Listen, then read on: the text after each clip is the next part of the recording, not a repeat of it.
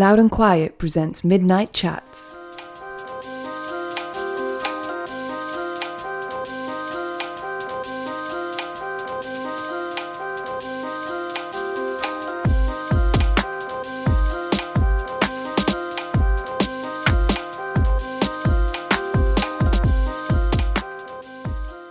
Good evening, and thanks for streaming or downloading this new episode of Midnight Chats.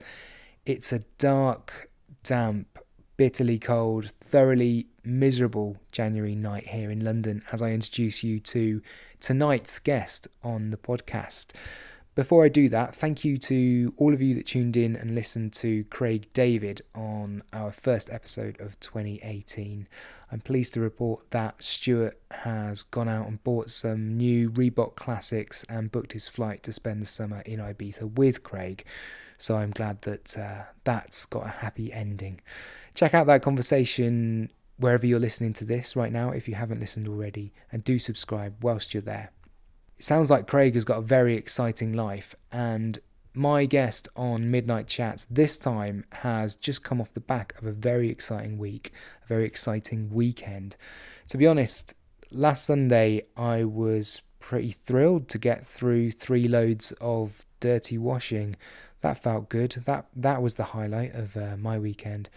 But my guest scored a top 40 position in the UK charts with his band's debut album. Right now, as I look, Songs of Praise is nestled between David Bowie and Stormzy up there. So excited he should be. He is Charlie Steen, the 20-year-old frontman of South London band Shame. They're the group you've probably heard about that are here to save British guitar music, or at the very least to make it a bit more exciting. That's what people have been saying about them anyway. Their success certainly isn't an overnight thing. Some of Shame met when they were just 8 years old and they went to school together, classmates. And the band formed primarily, when they were in their mid-teens, around a pub called the Queen's Head in South London, where some of their first shows took place at 3 a.m. and they got up and still made it to geography class or whatever it was the next day on time. They are an amazing live band, and the 5 of them played an exhausting amount of shows in 2017, roughly 150. And the damaging effects of that Charlie goes into in detail in the chat that you're about to hear. Now, Charlie came to our offices just a couple of days ago, knocked back a couple of strong coffees and smoked a couple of rollies before recording this. I certainly caught up with him in a memorable moment because, as older artists will tell you, you only ever get the chance to experience the feeling of releasing your debut album once in your career, and Shame, by the sounds of it, have been enjoying every second of that, and so they should do. Just finally, as I sit here with the news channel on my TV, scrolling silently in the background, the death of one of music's great mavericks, one of the great antagonists and unapologetic innovators, Marky Smith from The Fall. His death was announced just a few hours ago. So tonight I'll pour a drink for Mark. That seems apt. As one uncompromising band exits the world of music, hopefully it's just the start for another. So enjoy this. This is Charlie Steen from Shame on Midnight Chats.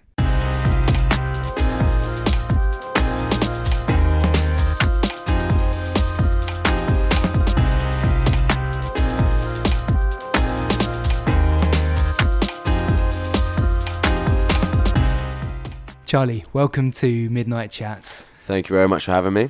Hopefully you're joining us at what will be a memorable period for Shame, because last week, just a few days ago in fact, you released your debut album, Songs of Praise. Yep. So what was that week actually like? I think we were all super fucking surprised at the reaction that we got, and it was sort of, above and beyond what we could have expected. We've said this before, and we always want to have this underlying humour to the band and sort of the image and when we're on stage, and just the fact that we charted in the top 40 was just so sort of funny and surreal to us. Mm-hmm. Especially, 3 years ago we would have been upstairs at the Queen's Head, sort of like where we are now. I wasn't really nervous about putting out the album, and I don't think many of the people in the band were either, because it's been such a strange period of time leading up to it, and we've had these songs for what seems like a while, and last year played like 150 gigs and 47 festivals in 3 months, and have been just playing these songs over and over. But it's just nice to have I think the most satisfying thing is to just have like a piece of work just out there available to the public. And it does feel like quite exposed, you do feel quite exposed, but then again, that means you're probably doing something right. So if you do look at the UK top 40 chart at the moment, in between David Bowie and Stormzy is Songs of Praise. Why does that feel so surreal? Just because you never anticipated that something like that would happen? You never thought you'd be in a band that would reach those, No, I think when we started, we weren't, we were very much like a natural band. We were never manufactured, where we sort of sat down and decided what image we wanted to project, what music we wanted to make. And we've only ever sort of taken it kind of like one step at a time, with the exception probably being that we've always wanted to do Brixton Academy. That's sort of like the dream of the band. But we just never, it never sort of really crossed our mind. I can't say why, probably just because of what popular music is at the moment and the sort of like state that it's in. We just thought it wouldn't have been achieved, but it's weird that it's happened, and it just sort of like felt really surreal, and it was a good night.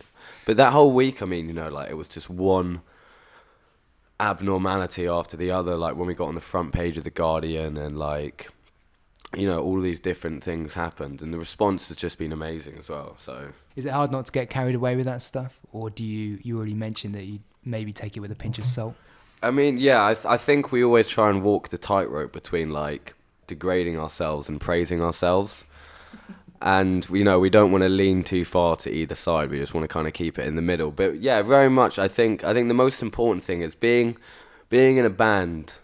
For anyone, you can sort of get so wrapped up in your own world and just sort of be staring at the painting too close. And it's important to sort of take a step back and just sort of seeing our mates who just sort of do normal, have jobs or go to uni or whatever. It makes you feel a bit more like human, and realises that what you're doing is very much its own little world. Do you think it would be easy to get carried away with that stuff? Yeah, I can see, kind of. I think this period of at the moment of being in a band is so sort of maybe unlike anything before, just probably because of money in terms of record sales and stuff.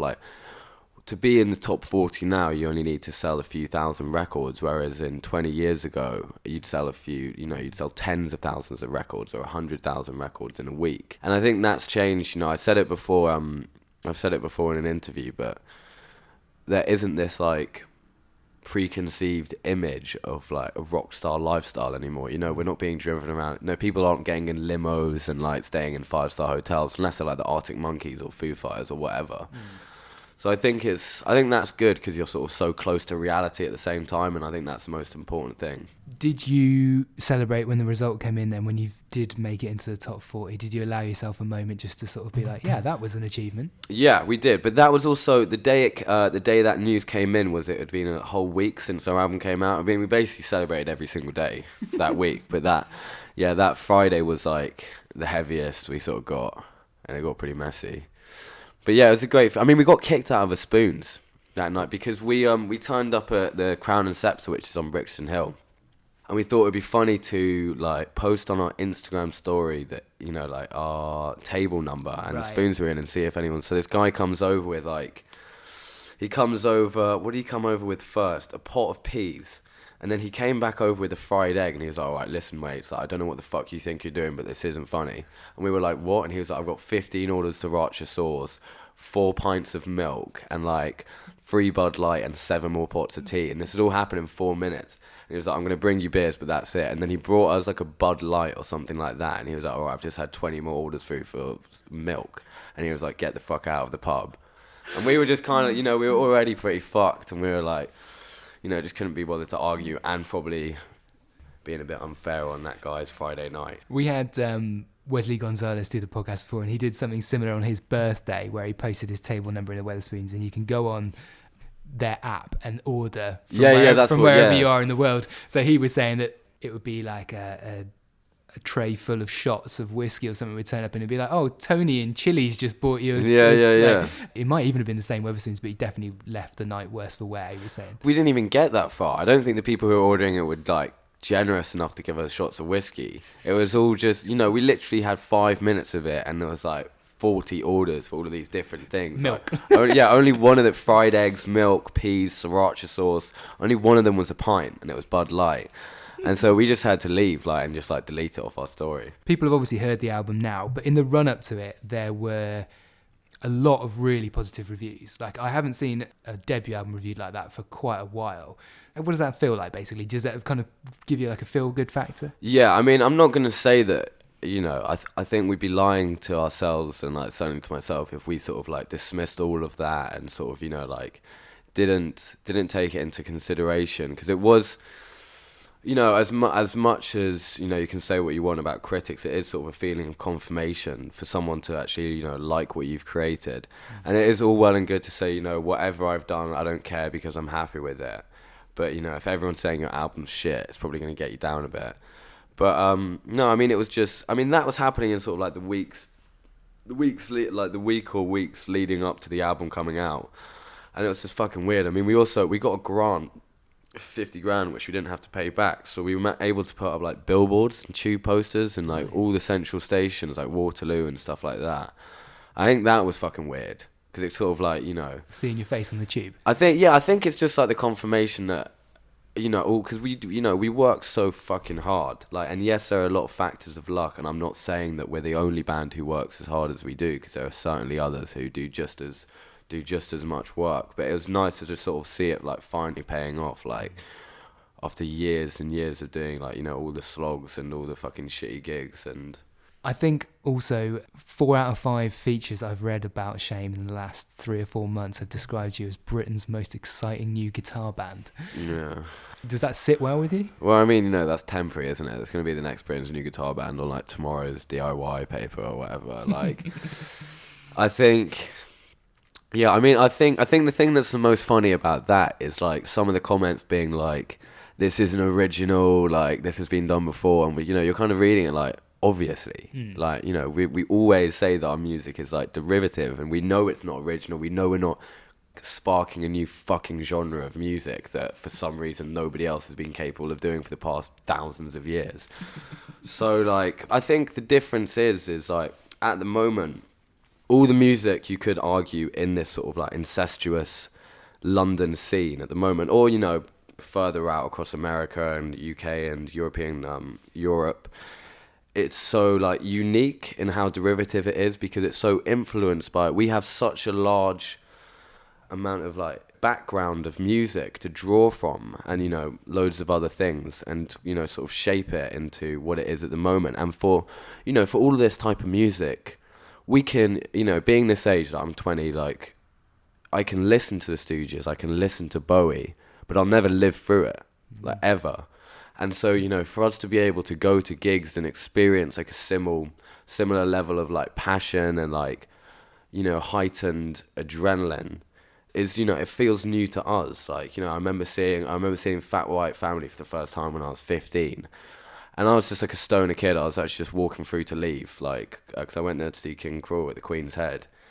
And it was just you almost don't think that music like that can exist anymore because of how sort of driven out it is. Yeah. But that's why it's so interesting, it's fascinating, the psychology behind nobody who starts a guitar band, depending on their ego, I don't think would, certainly for us, never sort of imagine financial stability or success or all of the things that came along with the image of the 70s, but you still do it because you're driven by passion and by interest, and I think that sort of speaks for itself. There are a lot of bands we know who do amazing music and still have a Saturday job and stuff like that, or weekend job and still work and still struggle to pay the rent, and for that reason it's fucking horrible, and that's sort of another subject to go into, that there's no funding from the UK for the majority of artists in comparison to Europe. And I think that's a major problem because UK, I'm sort of going off on a tangent. No, that's fine. I think that's actually a topic that's come up before though, how there's a different type of appreciation for the arts in the UK. There's not so much financial support. Benjamin Clementine, who won the Mercury a few years ago, was on our podcast talking about how he feels that when he's performing in places like France, there's just there's more of a respect that just goes along. That's fucking amazing. Yeah, if you are creating art, then you automatically demand a certain level of respect, whereas perhaps that doesn't automatically come in the UK. I don't even think it's respect anymore. It's just like, it's like human rights. Like, you know, like I remember there is like, if you're in a band in the UK, you can never, or America maybe, you can never beat that moment of going and playing a European show for the first time. Right. I remember first European show we playing in Amsterdam at London Calling Festival, and we got 12-hour megabus there with all of our gear, and within Amsterdam for 8 hours before we had to get it. So like guitars, drum kit, everything on the bus? No, they had a drum kit and they had amps, but it was like guitars and like, you know, pedals Brilliant. And stuff like that. And we had 8 hours once we got there before we had to get the megabus back. This was also the time I had scabies as well. And I remember we turned up to the venue and we were all, you know, like fucking knackered and sleep deprived, and we sort of walked in and they took us to a green room. And we were like, oh, you know, is there like any chance of like a beer? And they were like, yeah, it's in the fridge. And we were like, oh, cool. So do we get like tickets or is it shared or whatever? They were like, no, the fridge is yours. And it just sort of like, you can't believe it because it's all like, it's taxed in across like France and European countries. They all have a different percentage of tax that will be taken out of the band's pay and go back into funding independent venues and making sure that, you know, they can get artists that they want to be there and making sure the ride is good and that you can pay for hotels for the bands to be in. And it doesn't, you know, you can't understand why that hasn't happened in the UK. But, you know, there might be something to be said about the fact that even though that's never happened, the UK has, like, undeniably had the most amazing music come out of it. Yeah, I mean, considering the size of the population and it's British music throughout history has punched above its weight when it comes to be able to produce innovative new artists. Like, I think that's something that should be really proud of. But I do agree that you can go other places and experience something very different. The feel can be very different. Yeah. You mentioned the London scene, the kind of South London scene. That has been pointed towards in various press, and I'm sure you get asked about it in interviews a lot. How real and how like tangible is that? Do you know a lot of the bands? Does it feel like a genuine, like real community? Because often these things are, scenes can be created in a press world to effectively just group like-minded artists that are close together into one place. But genuine thing, is that right? 100%. Like, the thing is about, we all, like, everyone involved sort of like hates that sort of like coin term of the scene or whatever, even though I can understand it from like, you know, someone's perspective. I mean, I did drama with Lottie, the lead singer of Goat Girl. At sixth form, I did a foundation in fine art at Camberwell with Asher, the lead singer of Sorry. I think us and Goat Girl are the only band actually from South London. You know, like other people from North and East, like everyone is just friends. And I think the difference with other like quote unquote scenes, you know, in the past is that every band in this category has their own like different unique sound, you know, going from like Happy Meal to Sorry to Goat Girl. And so I think the only thing that links us together is our age. You know, when we started, there were bands like Childhood, The Fat White Family, like they were still like new when we were young, but we weren't the same age as them, and we were experiencing like different things, because when we were 17 they were off touring, you know, like they were doing the festival circuits and stuff like that. And when we found, you know, we started this night at the Windmill called Chimney Shitters when we were like, must have been like 17 or 18, and that was when we just decided to get like all of our mates down, like.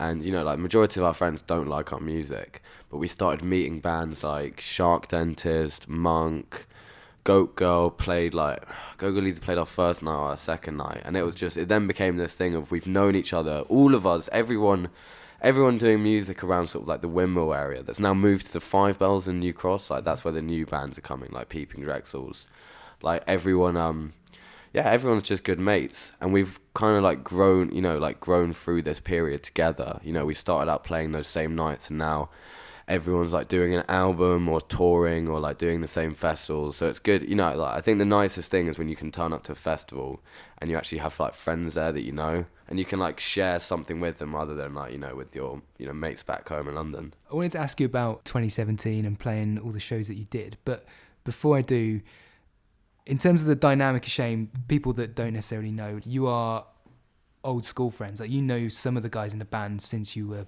8 years old. Yeah. So what was it like back in like the school days? Was it a similar dynamic to it is now? Is there still like the gobby one and still like the kind of like shy one? And what was it like? Everyone in the band has like very individual personalities. Like, we're all pretty different to each other, but it all kind of works when we're together. Like, that's what's so important when it comes to writing our songs. I don't do any of the music. I only do the lyrics. But everyone has to be in the same room at the same time, writing together, and sort of like, you know, Sean is the one who probably brings in like the most ideas. But like, it'll start off from like Sean or Eddie or Josh playing something, and it always has been the same. And I think that's our, you know, like the strongest and weakest point of the band. How long we've known each other for. It's sort of, I know this might sound cheesy and it might be, you know, for lack of a better expression, but it kind of has gone beyond friendship now, and it's sort of like at that stage where we're just like, you know, you can say whatever you want to each other, and you don't even need to speak to sort of be able to communicate.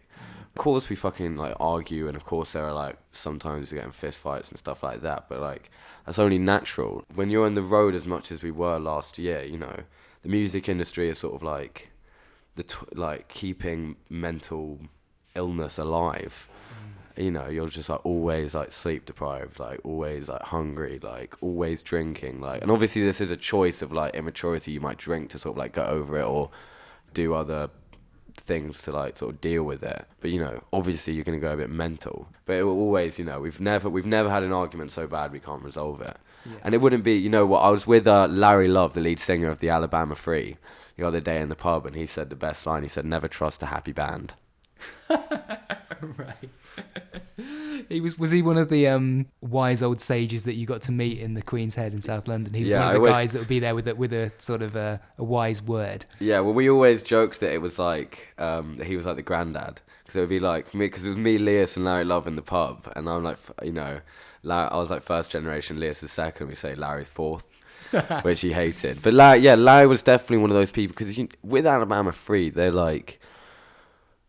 First of all, they're old school fucking characters. They can handle more than any. You know, you think like bands like the Fat Whites or whatever, like do a lot of drugs and have a lot of heavy nights or what. Nobody can do as much as them.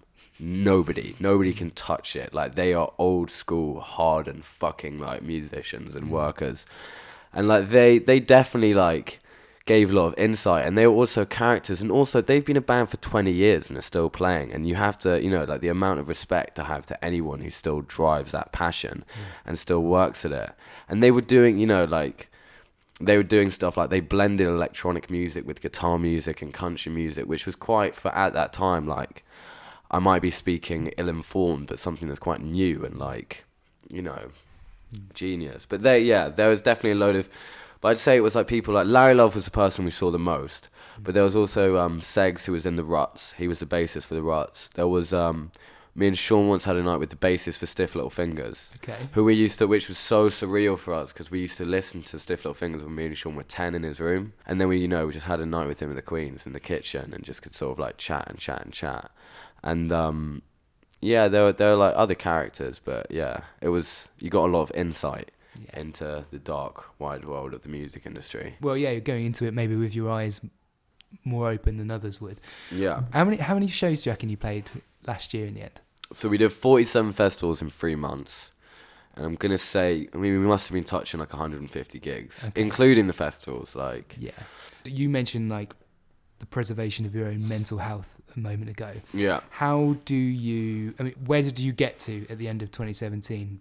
Presumably pretty well exhausted. Yeah, I mean, as I was telling you earlier, I had this month going from November into December where, you know, I was in like America, Canada, 8 different cities in Europe, like all the time playing shows and doing constant press. Like, this was like 10 interviews a day kind of press.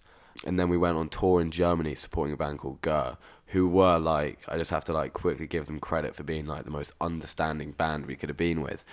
But, you know, like I was saying, it's weird because it's the only job where it's the only job where you can be sort of like crying in a corner, like pale in Germany in the darkness, and like hungry, and you've thrown up 12 times that day, and a promoter comes over and like pokes you in the chest, like, move monkey, like get on stage, like, you know, it's kind of like, what are you doing, like. So I think, you know, like I was saying, towards the end of, we had to cut that tour short because I started having panic attacks. And then I came back, and I just sort of like, it took me a little while to get back into, you know, getting my mental health back and sort of like feeling human again. But I think it's just more, I think that was necessary to happen so that it can be prevented in the future. Mm-hmm. You know, I mean, I'd rather know more. It taught me a lot about myself as well. Because like I was saying to you, in summer, I was having a period where when we were doing all of those festivals, I'd be throwing up like from 4 to 14 times in one day. And I just couldn't digest anything. It wasn't due to acid reflux. It was just due to like nervous exhaustion and anxiety. Mm-hmm. And so I kind of like found that out about myself and found ways to deal with it. I mean, you know, it gets to a point where we all drink a lot as a band and all sort of go out a lot, but you can't, you know, it's all well and good to sort of like have that image, but you can't do it. You know, you could, like, I don't know how you can do that for a year straight, like whilst you're on the road. It's fine if you can just sort of, you know, like go back home and have a cup of tea and like go to bed or whatever. But, you know, you'd be out, you know, you'd go in Bristol to a lock-in at a pub after your gig and be up until 9 in the morning and then get straight in a van and drive to Leeds and then sound check and then play. And that's sort of like what our tours were like for a period, for like quite a long period of time, till it came to that like moment where it's like, okay, you know, and especially for me, I was just like, I just can't, like, there's nothing I can do. I can't do the show. Like, I just can't, like, get up there.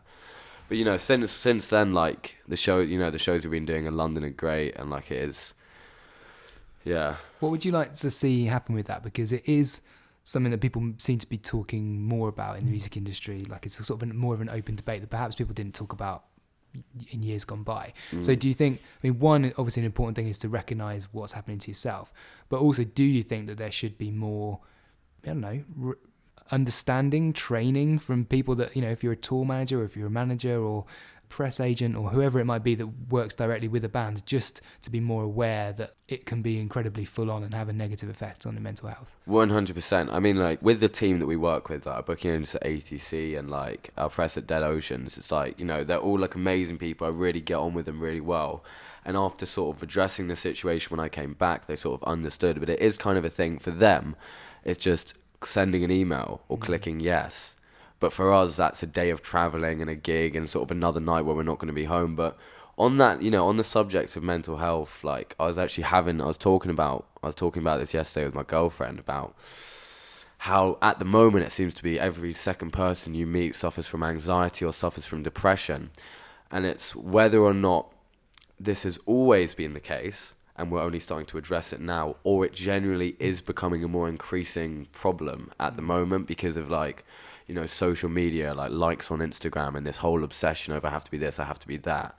So I don't know. I mean, like, I remember studying Mrs. Dalloway by Virginia Woolf when I was in A levels, and that was like, that talks a lot about like the stiff upper lip. It was set just after Second World War, and because that was shell shock was when either England or the UK first acknowledged mental health. Like, before that, it wasn't a thing. You know, especially being this age, like 20, like, with the album, what we tried to do was like capture a moment of the 3 years of being from 17 to 20, and as well as like the absurd things that we experienced through being in a band and being, you know, invited into this weird world. It's just all the things that happen to you anyway when you're going through that, you know, transition into sort of like being an adult or whatever, like, you know, moving out or going through relationships and dealing with like different mental health problems. But I think like now with the new music that we're writing, I think we just want to show sort of like a sign of like maturity, because we're not that age anymore. I think when people like compare our music to sort of like, first of all, like, we hate the word like laddish or that sort of title. You know, we want to like dissolve any preconception of that, but we can understand completely where it comes from because we were teenage boys. So it's inevitable that comparison is going to be made. But now, I mean, like, I guess, you know, there's one new song that we're working on, like the lyric to it is human sacrifice, because that's what I felt like in that period of Germany. Like, you know, You're just, people are coming to watch you sort of like almost destroy yourself. You know, people are so naturally drawn to that. I mean, I am guilty of this as well. You're naturally drawn to, in guitar music, you're drawn to the idea of chaos being controlled, and sort of someone who looks like they're on the brink, and someone who, like, you know, doesn't really have a place to sleep, and is, you know, are they going to collapse on stage, or are they going to do a backflip kind of thing? Like, that whole thing is so provocative. And I can understand why. It's because you want to live your life through someone else. You want to hear the stories of what it's like to go on a 4-day bender in, like, LA, like, you know, with, like, models and celebrities, but that's not your reality. And the reality is, it's probably something that's quite damaging. There's no way it couldn't be. But I think that issue definitely is being addressed. And I think there's a lot of issues. I know, like, especially one person that we, like, really like and support in the band is Princess Nokia, who addresses and, like, talks about a lot of issues that I think are important. And especially, like, with guitar music, it's such, like, a sort of certain demographic, it seems, and a lot of issues might not be, like, talked about. And we don't want to be the spokesperson for any issues that, you know, like, we don't want to speak on behalf of women because that would be unjust, but we want to show our support. As I sort of think there's, like, a difference there. Like, we will always support these cases of, you know, for the fight for equality. But yeah, I mean, I think, yeah, I mean, getting back to the point, there is a lot of stuff that needs to be addressed in mental health, but that's not just for us. There's a great book, if anyone listening is interested, called The Descent of Man by Grayson Perry, and definitely, like, being a guy, like, reading that is, like, a very important thing. Yeah. Okay, good recommendation. Moving on to talk about what's happening next. This week is your last week in London for a little while, because you're going to get on a plane and go to Australia, and then you're going to go to America. What's going to be happening there? What are you looking forward to? And what have your experiences of being to either of those places been like before? Well, I'm not fucking looking forward to the plane journey. I don't know how I'm going to do that. I'm just going to have to get a load of Xanax and nicotine patches. This is because you want to have a cigarette. Yeah. I don't want to sound ungrateful in any way, because obviously we are aware of how lucky and privileged we are to be in this position. But, like, I don't know, going to Australia is something that's I've never like desired it. But I know it will just be one of those places where when I get there and sort of the realization of how far we've actually sort of, like, traveled and how different it probably will be, I think that'll be amazing. I don't know. Also, it's going to be like, it will be the hottest thing I've ever experienced. Hottest place I've ever been. Bad. We're like British to the bone. So, like, you know, we never tan. We only burn, like, as a band, and it's always that situation. You know, we burn like 24 degrees in France, so I don't know how we're gonna suffer in 46 degrees in Melbourne or whatever. But I'm excited to do that, and I'm excited to also be on, like, a touring festival. And Australia also has some of the best fucking guitar music ever. Yeah. Like, ever. Like, Eddie Current Suppression Ring are our band's favourite band. I love Eddie Current Suppression Ring. Yeah. If you're listening to this and you're thinking, I've not heard of that band, like, an amazing Australian garage band, put out a bunch of records, well, probably, about 10 years ago?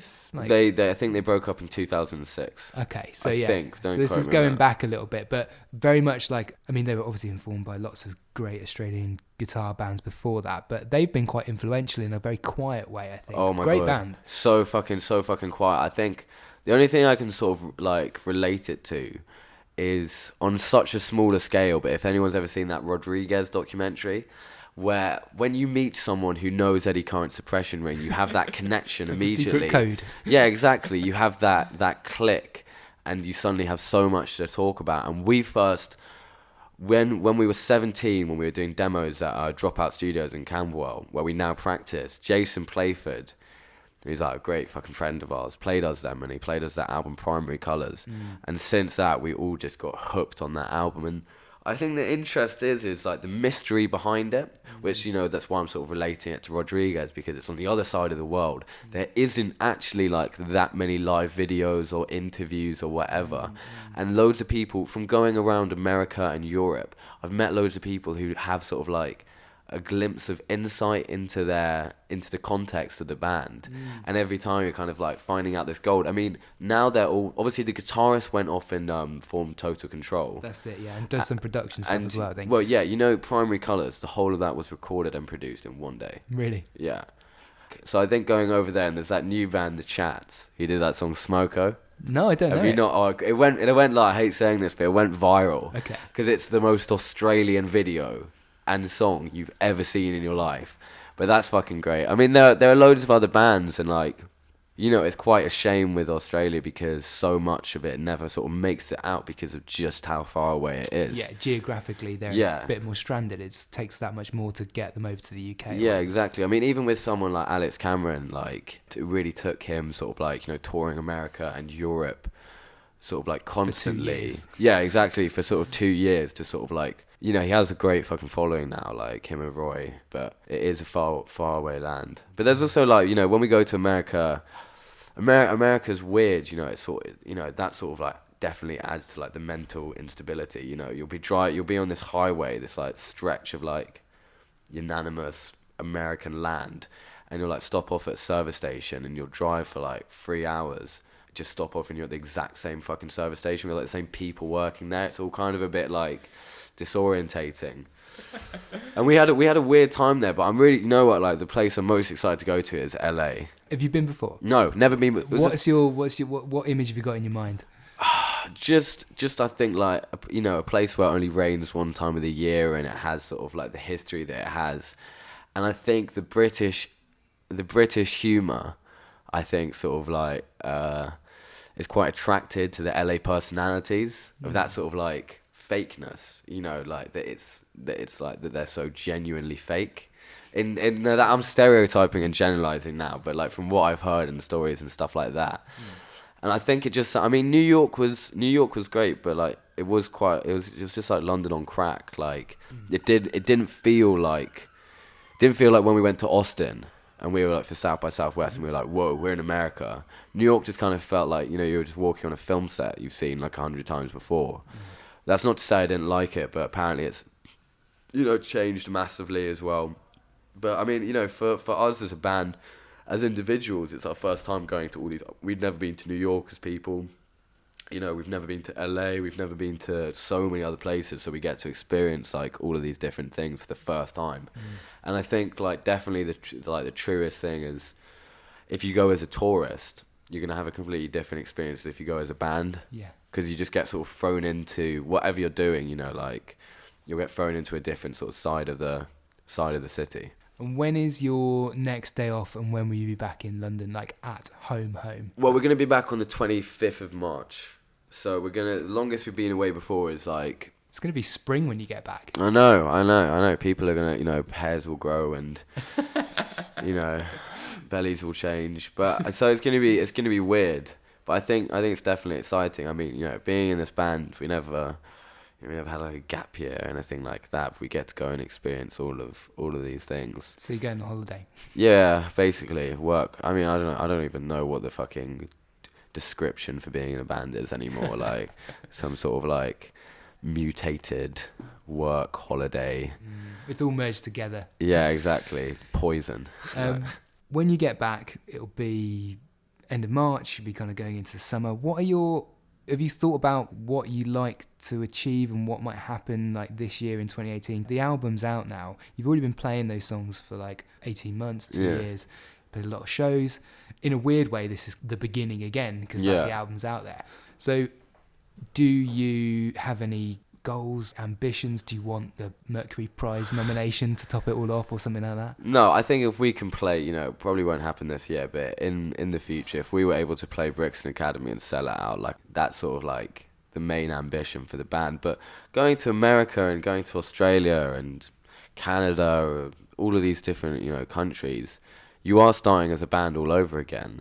Maybe have a little foot up than a band who's just started out, but that's what's quite like appealing to us as well, having this sort of like clean slate. Like when we toured America, it was literally like, you know, doing our first UK tour again, apart from in New York. You know, that's something that's quite attractive. I think we just want to ensure that we have time to write new music as well, and we know that that's, you know, the importance of that. We don't just want to, you know, we be one of those bands who tours a lot and releases a shit second album, and maybe that might happen, but, you know, hopefully we'll try and avoid it. But I think one of the goals as well is just sort of like we've always wanted to do like I think touring for us is like is a great form of release, because we are primarily a live band, and we've always been like that. And like the UK tour that we're going on, like, is basically like all the dates are going to sell out by the time we get, you know, we've already had loads that have sold out 3 months in advance. So I think that will be like, I think that's like something that will sort of be like a moment where you're like, whoa, like, you know, a moment of joy in Shame history. Yeah. Well, listen, thanks for coming on Midnight Chats. We appreciate it. Good luck with the tour of Australia and America. We'll see you back Europe in the end and the world. Europe and the world, Yeah. taking over. So yeah, officially Britain's most exciting new guitar band. Yeah, today, not tomorrow. Thanks for joining us, Charlie.